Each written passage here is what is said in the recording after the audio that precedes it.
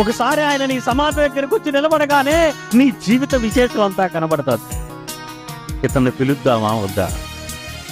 వీడు పిలవటానికి అర్హుడు కాడు.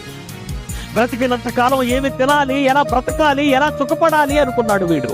పద తర్వాత సమాధి దగ్గరికి. నీ సమాధిని దాటిపోతే సోదరి నీ సమాధిని దాటిపోతే ఆ రోజు దేవుడు నీకు మరో బ్రతుకు లేదు, నీకు మరో జీవితం లేదు. అది మహాజీవితం, శాశ్వత జీవితం. ఆ జీవితం కోసం భూమి మీద నువ్వు దేనిని పరంగా పెడుతున్నావు?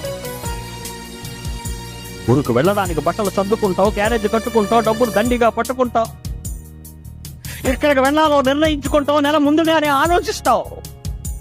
ఒక ఊరు వెళ్ళాలంటే ఎంత ఆలోచన ఉంది, నీ బిడ్డను చదివించాలి అంటే ఎంతో ఆలోచన ఉంది, ఈ నేల పండాలి అంటే ఎంతో ఆలోచన ఉంది. ఏ మందు వాడాలి, ఏ ఎరువు వెయ్యాలి, ఎప్పుడు నీళ్లు పెట్టాలి, ఎలా దున్నాలి, ఏ మోతాదులో మందులు వాడాలి అని ఇన్ని నిర్ణయాలు తీసుకుంటావే నీ నేల పండటానికి.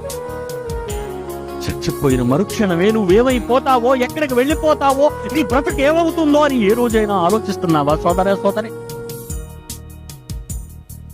భూమి మీద ఒక చోట నుండి మరో చోటుకు వెళ్ళడానికే నీకు ఇంత ఆలోచన ఉంటే,